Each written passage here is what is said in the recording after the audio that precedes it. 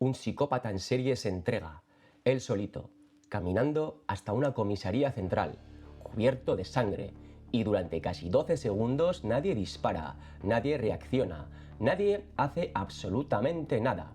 Y ese es solo uno de los errores tácticos que hoy te voy a destripar de una de las películas más icónicas de los 90.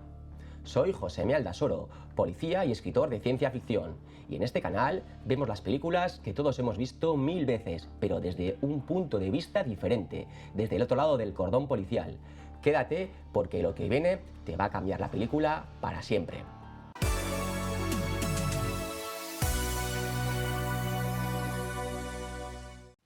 Muy buenas familias sci-fi.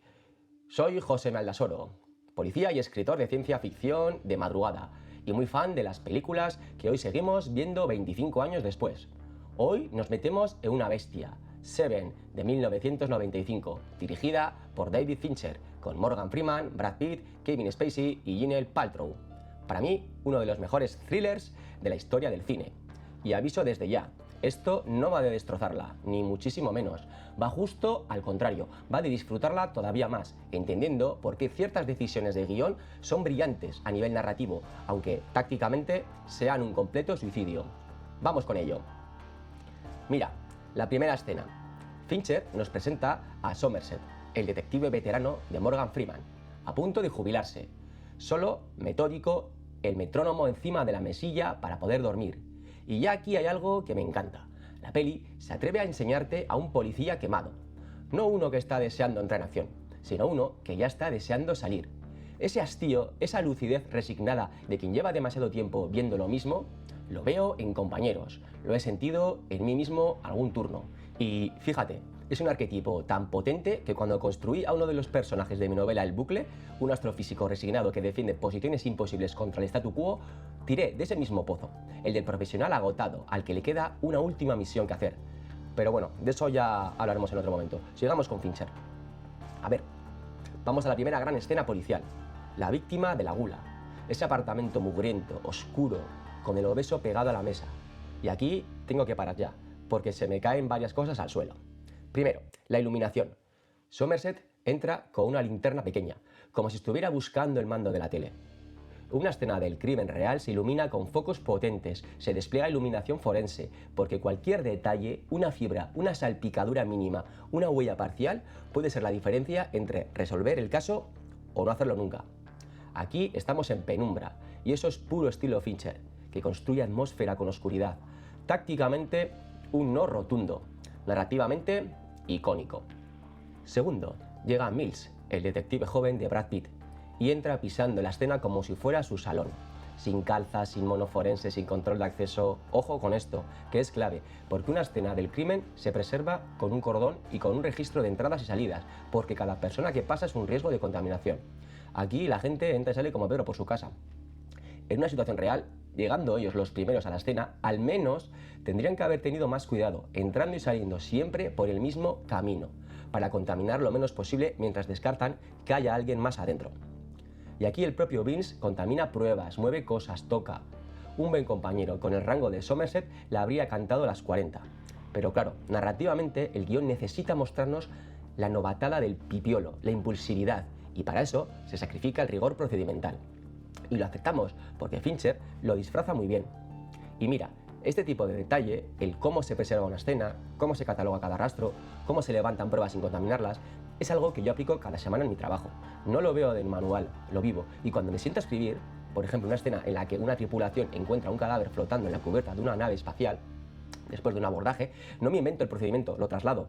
Cojo lo que sé, que funciona en la calle y lo proyecto en una estación orbital dentro de 300 años. Esa mezcla policía real más ciencia ficción dura es lo que hace que una escena táctica en mis novelas no huela a cartón piedra. Pero bueno, que me voy, sigamos. Y desde un punto de vista de detalle, que casi nadie comenta y que para mí es el más gordo, el asesino dejó a la víctima atada comiendo durante horas, quizá días. Eso implica presencia prolongada en el lugar. Forensemente, ese tipo debería haber dejado huellas, pelos, fibras, saliva, ADN, rastros, cualquier cosa. Pero claro, John Doe es el asesino perfecto de manual, el que no deja absolutamente nada. Y eso, aunque lo aceptemos como convención del thriller, es un pequeño agujerito de guión que se va agrandando según avanza la película. porque te lo digo por experiencia, el asesino perfecto no existe. Existen los errores. En la calle todos los cometemos. John Doe no es un criminal, es arquetipo, una idealización del mal.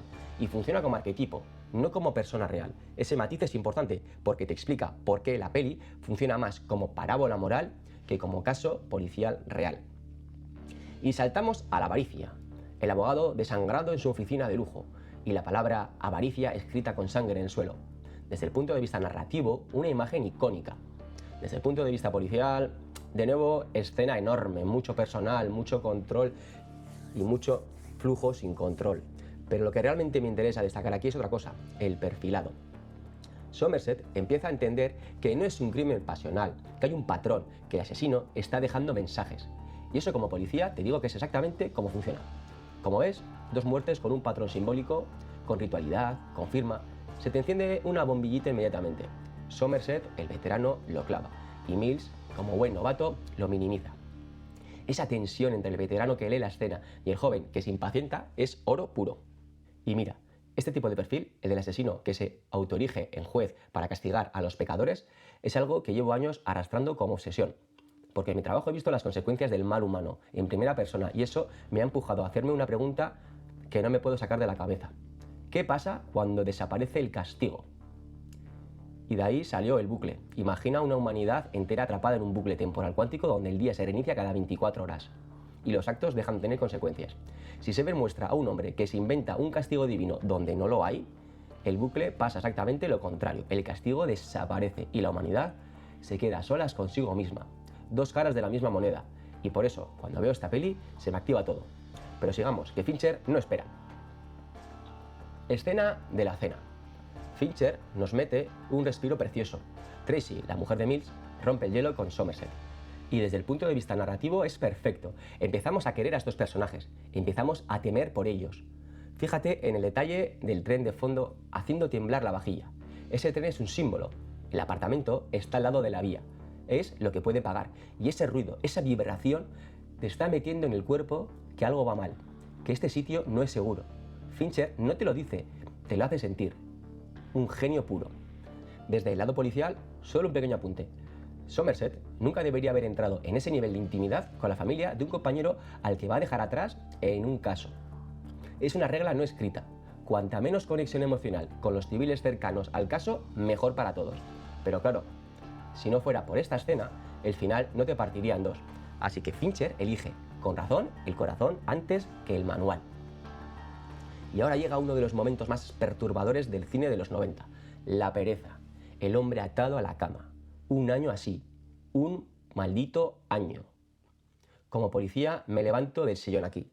Y no por la escena, que visualmente es brutal, sino por el realismo. Fincher clava el tipo de silencio que te cae encima cuando entras en una escena y no sabes si lo que estás viendo está vivo o muerto. Clava el sobresalto en esa tos repentina, esa fracción de segundo en la que todos los agentes de la escena se les va el dedo al gatillo. Y eso no se aprende en una biblioteca, eso se siente. Y Fincher lo ha rodado clavado. Chapó. Pero también te canto 2 fallos. 1. Si ese tipo lleva un año atado, el olor del apartamento sería insoportable, ya desde el descansillo, desde la calle incluso. Los vecinos habrían llamado. Eso es un agujero de guión que se salta por comodidad narrativa. Y 2. El despliegue forense, cuando se descubre que sigue vivo, es demasiado lento. En un caso real, con un superviviente así, se lleva el perímetro al exterior en cuestión de minutos y se sella el edificio entero, porque el asesino puede estar vigilando la reacción. Y ojo, John Doe lleva todo el caso 7 pasos por delante. Es más que probable que esté observando desde un punto de vigilancia. Somerset lo intuye, pero no se actúa en consecuencia. Y llegamos a una de mis partes favoritas, para destriparla, la famosa escena de la biblioteca y los amigos del FBI. Somerset consigue, por la puerta de atrás, una lista del FBI con personas que sacan libros sospechosos de la biblioteca. Libros sobre crímenes, sobre religión, sobre pecados capitales. A ver, aquí hay 2 niveles. A nivel dramático, genial, ¿eh? Te da un avance inesperado de la investigación, te da un giro. Pero a nivel real, esto en Estados Unidos es, como mínimo, hielo quebradizo. Los préstamos de biblioteca están protegidos por leyes de privacidad. Y usar esa información para una investigación sin orden judicial obtenida por un amiguete del FBI, y más aún, en los años que eran, es el tipo de prueba que un abogado defensor competente te tumba en 10 segundos. Cualquier detenido a partir de esa pista tendría base suficiente para anular todo el caso. Es lo que llamamos el fruto del árbol envenenado. Ahora bien, Fincher lo sabe, por eso el guión nunca lleva el caso a juicio. Ese atajo ilegal nunca tiene que pasar el filtro de un tribunal, porque la película tiene otros planes para Mills y para John Doe. Muy hábil por parte del guionista, Andrew Kevin Walker. Se salta la legalidad con un recurso que sabe que no va a tener que defender. Elegante. Y aquí tengo que hacer un inciso, porque este tipo de maniobra, el atajo que parece ayudar, pero que te envenena por dentro, es algo que llevo viviendo años en la profesión, el manipulador que te ofrece la solución fácil. Y ahora, atención, porque llegamos a la madre de todos los errores tácticos de esta película, la persecución de John Doe. A ver, situación. Somerset y Mills tienen la dirección de un posible asesino en serie brutal, que lleva 5 o 6 cadáveres, un tipo que planea cada movimiento con precisión de relojero. Y ellos, dos detectives, suben a su apartamento sin más, solos, sin avisar. Error. Esto, familia Sci-Fi, en un procedimiento real no pasa jamás, jamás. Y no te lo digo porque lo haya leído, te lo digo porque trabajo con estas cosas. Con un sospechoso de ese perfil, lo que se despliega es un equipo táctico completo, unidades de intervención especial, aseguramiento del perímetro, control de accesos y ventanas, evacuación de vecinos si hace falta. Nunca se entra con 2 investigadores, en traje de calle, sin chaleco táctico, sin escudo, sin refuerzos. Esto se llama directamente cometer un suicidio asistido. Y mira lo que pasa. John Doe sale del ascensor, les ve y empieza el tiroteo. Mills sale corriendo detrás, Somerset se queda detrás, como el veterano que es. Y aquí otro error clásico, el compañero que persigue se separa del compañero que cubre. Nunca te separas sin mantener contacto visual o radio. Nunca. Mills se mete solo en un callejón, sin refuerzo, sin cobertura, sin comunicación. El error típico de novato con ganas de correr y de acción. Y lo que pasa es previsible. El asesino le tiende una trampa, le golpea, le tira al suelo, le apunta a la cabeza y decide no matarle. ¿Por qué John Doe no mata a Mills? Dirán, porque lo necesita vivo para su plan. Vale, te lo compro. Pero en ese momento del guión, John Doe todavía no sabe que Mills tiene una mujer embarazada. No ha estado en su casa. No ha tenido contacto con Tracy. ¿O sí? Ahí es donde Fincher te deja la semilla del terror. Porque en la escena posterior, cuando por fin entran al apartamento de John Doe, descubres que hay fotos de los policías y te das cuenta, tarde, de que los estaba vigilando desde el principio. Brillante narrativa. Pero tácticamente, que Mills siga vivo después de la que acaba de montar es de tener suerte. El registro del apartamento. Esto, señoras y señores, es cine en estado puro. Los cuadernos, las fotos, las notas, esa obsesión documentada. Fincher te está mostrando, sin palabras, la mente del monstruo. Los asesinos en serie organizados suelen llevar un registro, fotografías, recuerdos, lo que llamamos trofeos. Fincher hizo muy bien los deberes. Lo que me chirría un poco, y lo digo con cariño, es la velocidad del registro. Este piso, en la realidad, sería una escena más importante de toda la investigación y requeriría días. Días de trabajo, de catalogado, de fotografiado milimétrico, de numeración de cada objeto. Aquí lo despachan bastante rápido, porque la película tiene que avanzar, tiene que seguir. Y está bien, es cine. Pero si fuera real, ese piso es una mina de pruebas que se trabaja con lupa durante semanas.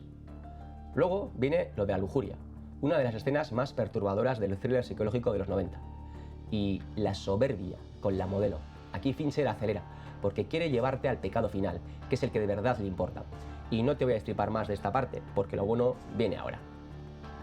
Atención a la escena, porque esta es de las que me saca del sillón.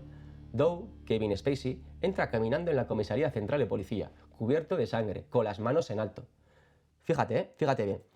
¿Cuánto tiempo pasa desde que entra hasta que los agentes reaccionan? Y fíjate cómo reaccionan. Esto en una comisaría real, de una gran ciudad, en Estados Unidos, no pasa. Los accesos tienen controles, tienen cámaras, tienen agentes uniformados en recepción. Un tipo cubierto de sangre cruzando el hall tranquilamente tendría, mínimo, allí 6 armas apuntándole a la cabeza. Aquí la reacción es lenta, casi onírica. ¿Por qué lo hace el director?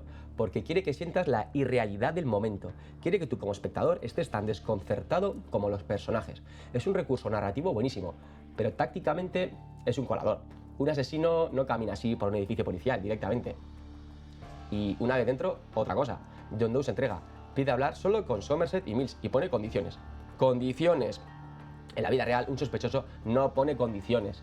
Se le asigna el interrogatorio que decide el mando del operativo. Se le asigna un abogado de oficio si no tiene y se le procesa siguiendo el protocolo. Aquí Fincher le da un poder narrativo enorme al villano, porque necesita que sea John Doe quien lleve las riendas hasta el final. Funciona, emocionalmente funciona, pero procedimentalmente imposible. Y aquí llegamos al tramo final, el viaje al descampado. Escucha, es donde más cosas se acumulan, tácticamente hablando. Vamos con calma. Primero, El sospechoso más peligroso que ha pasado por una comisaría en años es transportado fuera de la ciudad, a una zona despejada, con solo 2 detectives en el coche con él. 2. Sin más vehículos de apoyo alrededor, sin un furgón blindado, sin más agentes. En la realidad, un traslado de alto riesgo va con caravana. Coche delantero de exploración, vehículo principal con el detenido, encadenado si hace falta, coche trasero de cobertura, apoyo de motos si procede, y todo con la radio abierta al centro de mando. Esto no me lo invento, esto es un procedimiento habitual. Aquí vamos nosotros, 3 tipos en un coche, como si fuera al centro comercial. Venga, de viaje. Segundo, hay cobertura aérea, el famoso helicóptero. Bien, eso suma. Pero el helicóptero llega tarde al punto crítico. Una cobertura aérea real habría tenido el punto de destino bajo observación desde minutos antes de que llegara el coche, siempre sobre sus cabezas vigilando. Aquí da la sensación de que llegan todos a la vez, y eso en la práctica es peligroso. Tercero, el gran error. Cuando Somerset se acerca al mensajero en moto y coge la caja, la abre. La abre sin protocolo, sin unidad antiexplosivos, sin TEDx, un paquete sospechoso, dejado por un asesino en serie psicópata en mitad de la nada. Se trata como un artefacto, como un paquetito. Punto. No lo abres tú, detective, con las manos. Lo aísla el equipo especializado. En la vida real, Somerset no toca esa caja ni en broma. Se hubiera alejado corriendo, de hecho. Pero claro, narrativamente el guión necesita que sea él quien descubra el contenido, porque necesita darle el tiempo justo para intentar detener a Mills, y necesita que Mills todavía no sepa lo que hay dentro de esa caja. Desde el punto de vista narrativo, decisión perfecta, chapó. Pero desde el punto de vista táctico, un caos absoluto. Y entonces llega el momento de qué hay dentro de la caja, que se ha convertido en una de las fases más icónicas del cine. No te lo voy a estropear por si por algún milagro no lo has visto, pero te voy a decir una cosa desde el trabajo real. Lo que le ocurre a Mills, ese pecado final, la ira, es la demostración de por qué los protocolos existen por algo. Por qué cuando un agente pierde el control emocional, el sistema entero falla. Y por eso, en la vida real, se entrenan horas y horas, años de entrenamiento, para que nunca un compañero se quede solo frente al detonante emocional de un caso. Siempre hay relevos, siempre hay salidas, siempre hay alguien que te dice, para, sal de ahí. Este caso ya no es para ti. Aquí Somerset lo intenta, se le ve intentándolo, pero no llega a tiempo. Y el guión te deja con esa herida abierta. Y esa es, para mí, la grandeza de Seven, porque no termina con el bueno ganando al malo, termina con el asesino ganando al sistema. Y eso te deja pensando durante días, al menos a mí sí lo hace. Y fíjate, cuando termino un análisis así, siempre me queda el mismo pozo, porque lo que hace grande a Seven no es el caso en sí, es la pregunta que te deja flotando. ¿Qué pasa cuando el ser humano decide que él es el que reparte el castigo? Llevo años dándole vueltas a esta misma pregunta, pero trasladada a sitios más raros, a naves, a bucles temporales, con aliens, inteligencias artificiales que se nos van de las manos. Y cuando no me salen las respuestas, las acabo escribiendo. De ahí salieron mis 2 novelas, El bucle y Frecuencia cero. Si te pica la curiosidad, están en mi web josemaldasoro.com, que también tienes en la descripción. Y te voy a pedir algo, si este análisis te ha gustado, si has visto Seven con otros ojos, suscríbete al canal, dale al like y dime en comentarios qué otra película quieres que destripe la próxima vez, desde un punto de vista táctico y narrativo. Tú mandas. Nos vemos en el siguiente vídeo. Cuídate y que ningún asesino en serie te pille por sorpresa.